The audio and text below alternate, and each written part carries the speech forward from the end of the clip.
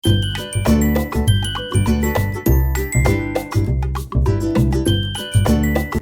Shri Krishna friends, cook with હરવામાં આપનું સ્વાગત છે।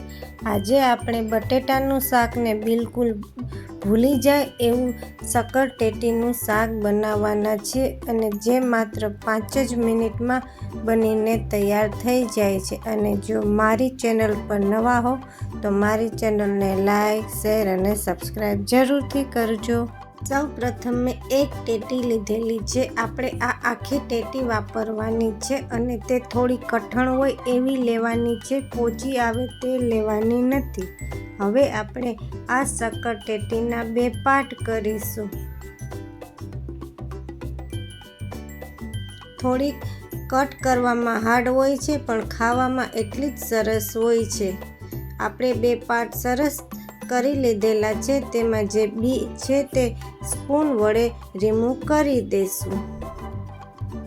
જે લોકોને બટેટા વધુ ખાવાની ટેવ હોય તેને આ શક્કરટેટીનું શાક આપશો તો જરા પણ ખબર નહીં પડે કે આપણે શક્કરટેટીનું શાક ખાઈએ છીએ કે બટેટાનું શાક ખાઈએ છીએ। આપણે બધા બી નીકાળી દીધેલા છે અને હવે આપણે લાંબી ચીર કરી લેશું ટેટીની। આ શાક 2 વ્યક્તિને થાય એટલું બને છે। હવે તેમાંથી આપણે છાલ રિમૂવ કરીને ઉપરનો પાર્ટ રાખી દઈશું અને તેના મીડિયમ સાઇઝના કટિંગ કરી લેશું। આ રીતે આપણે આખી ટેટીનું કટિંગ કરી લેશું। જે ટેટી પોચી આવે છે તે લેવાની નથી, તેનું શાકમાં નકરું પાણી પચકો થાય એવું શાક બને છે, પણ થોડી કડક ટેટી આવે તે જ આપણે લેવાની છે। આપણી એક ટેટીનું કટિંગ થઈ ગયેલું છે અને આટલો કચરો નીકળેલો છે। હવે આપણે વઘાર કરીશું।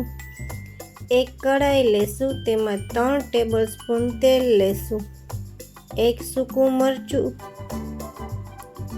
4 થી 5 લવિંગ, અડધી ટેબલસ્પૂન જીરું એડ કરીશું, 1 ટેબલસ્પૂન આદુ મરચાંની પેસ્ટ એડ કરી મિક્સ કરી અડધી મિનિટ સાતળશું। ત્યારબાદ એક ટમેટું મોટું એડ કરીશું। આ ટમેટું એકદમ ચડી જાય ત્યાં સુધી ચડવા દેવાનું છે, જે 2 થી 3 જ મિનિટમાં સરસ ટમેટું ચડી જશે અને ગ્રેવી જેવું બની જશે। ટેટીનો ટેસ્ટ થોડો ગળ્યો હોય છે અને ટમેટાના હિસાબે બેલેન્સ થઈ જાય છે। તેલ છૂટું પડી ગયેલું છે સરસ, અને હવે આપણે તેમાં ટેટી એડ કરી દઈશું। બધું બરાબર મિક્સ કરી દઈશું અને 2 થી 3 મિનિટ સુધી ચડવા દઈશું। આમાં પાણી જરા પણ આપણે એડ કરવાનું નથી। તમે જોઈ શકો છો કે ધીરે ધીરે પાણી છૂટવા લાગેલું છે અને 50% ચડે ત્યારબાદ જ મસાલા કરવાના છે। આ શાક માત્ર 5 જ મિનિટમાં બની જાય છે, એટલે બધી વસ્તુમાં ધ્યાન રાખવું ફરજિયાત છે। હવે મસાલા કરીશું। 1/3 ટેબલસ્પૂન હળદર, સ્વાદ અનુસાર મીઠું, અડધી ચમચી ધાણા જીરું, અડધી ચમચી લાલ મરચું પાવડર। આ બધી વસ્તુને આપણે બરાબર મિક્સ કરી ફરીથી 2 થી 3 મિનિટ સુધી ચડવા દઈશું।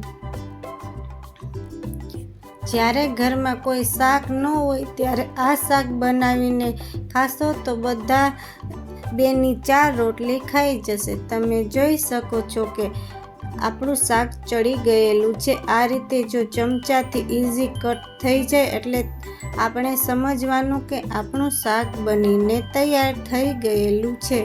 હવે આપણે આમાં થોડી કોથમરી એડ કરીશું।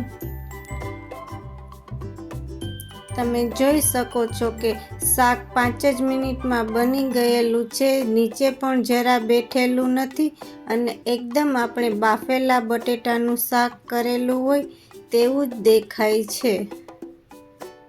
છે ને ઇઝી, ખબર પણ નથી પડતી કે બટેટાનું શાક છે કે ટેટીનું શાક। આ રીતે એકદમ સરસ તેલ છૂટે નહીં ત્યાં સુધી આપણે શાકને ચડવા દેવાનું છે અને એકદમ સરસ આપણું તેલ બધી સાઈડથી છૂટી ગયેલું છે. હવે આ શાકને આપણે ગરમ ગરમ રોટલી અને પરોઠા સાથે સર્વ કરીશું. આ શાક બાળકોને ખાસ જરૂરથી ખવડાવજો જેથી તે બટેટાને ભૂલી જશે. અને મારી ચેનલને સબસ્ક્રાઈબ ન કરી હોય તો સબસ્ક્રાઈબ જરૂરથી કરી દેજો. જય શ્રી કૃષ્ણ ફ્રેન્ડ્સ.